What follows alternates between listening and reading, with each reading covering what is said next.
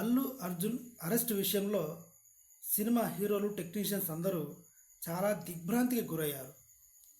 ఇంకా మళ్ళీ రిలీజ్ కాడేమో అనుకున్నారు. కానీ రిలీజ్ అయిన తర్వాత 1 to 100 అందరూ సెలబ్రిటీలు, నాగ చైతన్య గారు, వెంకటేష్ గారు, ఇలా అందరూ వెళ్ళి అభినందించి హగ్ చేసుకొని కౌగిలించుకొని సంతోషం వ్యక్తం చేశారు. అయినా ఏముంది అందులో?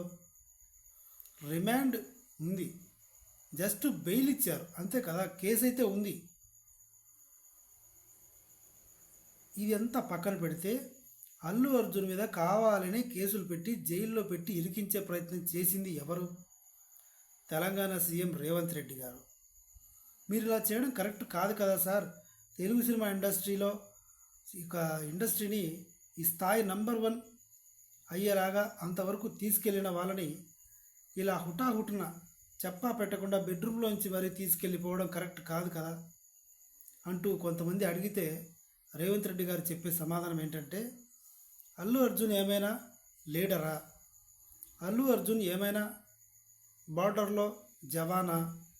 పాకిస్తాన్ ఇండియా బార్డర్లో ఏమైనా పనిచేశాడా? ఎందుకు క్షమించాలి? ఆయన సినిమా రిలీజ్ అయితే మార్నింగ్ షో కావాలంటే నేను ఒప్పుకున్నాను, పర్మిషన్ ఇచ్చాను, సపోర్ట్గా ఉన్నాను. కానీ ఈరోజు ఆయన ఆ రోజు సంధ్యా థియేటర్కి రావడం వల్ల ఒక కుటుంబానికి నష్టం వాటిల్లింది. కోర్స్ ఆయన 25 lakhs ఇస్తా అన్నాడు. 50 lakhs ఇచ్చినా సరే బతుకుతుందా ఏమైనా ఆమె? పిల్లడు కోమాలో ఉన్నాడు, తండ్రికి భార్య లేదు. ఇలాంటివి జరిగినప్పుడు చట్టం తన పని తాను చేసుకుపోవాలి అని చెప్పి విరుచుకుపడ్డాడు. సరే, మీ ప్రయత్నం మీరు చేశారు. అల్లు అర్జున్ని అరెస్ట్ చేయడం అన్నదే మీకు అదొక హోదా లాగా అయిపోయింది. దేక్ మేరా రౌడీజం అని రంగంలోకి దిగారు మెగాస్టార్ గారు, అల్లు అరవింద్, చంద్రబాబు నాయుడు, పవన్ కళ్యాణ్. నలుగురు కలిసి ఆ చనిపోయిన వ్యక్తి భర్తతో మాట్లాడారో ఏం చేశారో తెలియదు, కానీ కేసు విత్డ్రా చేసుకుంటున్నట్టుగా ప్రెస్ మీట్ పెట్టించారు. ఇంకేముంది, లీగల్గా అయిపోయింది, చాప్టర్ క్లోజ్. తెల్లవారేసరికి అల్లు అర్జున్ ఇంటికి వచ్చేసాడు.